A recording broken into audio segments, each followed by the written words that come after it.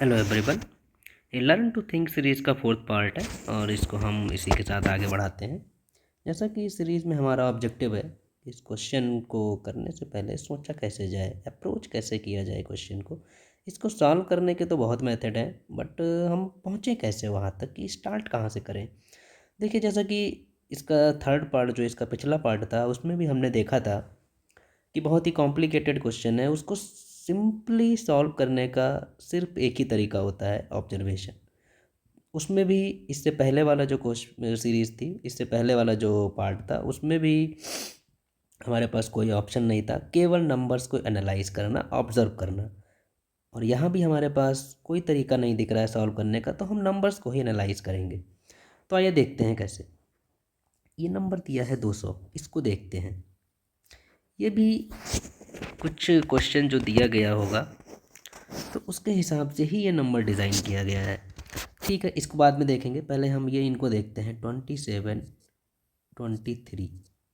अगर हम इनको ऐड कर देते हैं तो इनका सम आ जाता है 50, और हम इनको अगर सब्ट्रैक्ट कर देते हैं तो इनका सम आ जाता है 4।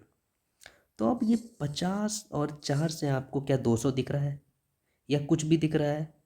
कि हाँ, इसको हम लिख सकते हैं 50 × 4।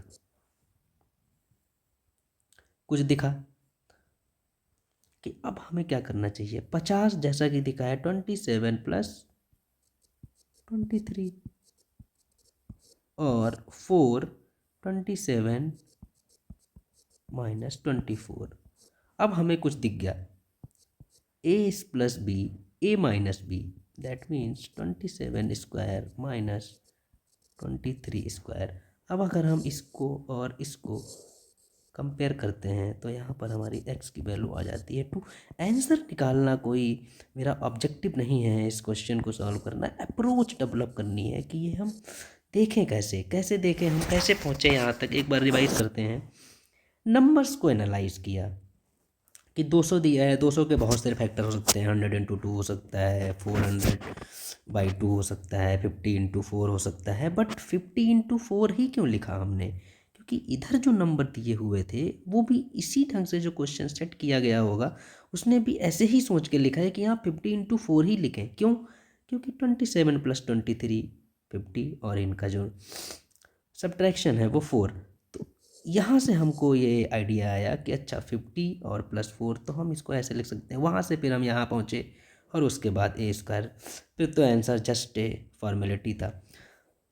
तो हमने यही सीखा कि यहाँ से केवल और केवल ऑब्जर्वेशन। तो इसलिए ऑब्जर्वेशन आपको आएगा जब आप बहुत सारे क्वेश्चन इस तरह के करेंगे, तो वहाँ से आपको आप तो ऑब्जर्वेशन डेवलप होगा। तो एक बार फिर से पिछले पार्ट की तरह इस क्वेश्चन का भी हमारा निष्कर्ष यही है कि इसको हमने सॉल्व करने का हमारा कौन सा मेथड काम आया? ऑब्जर्वेशन। तो आज के लिए इतना ही, कि देखते रहिए, और आपके कुछ सजेशन हो या कुछ और क्वेश्चंस आप चाहते हो जिस तरह से करना, कमेंट करके हमको बता सकते हैं।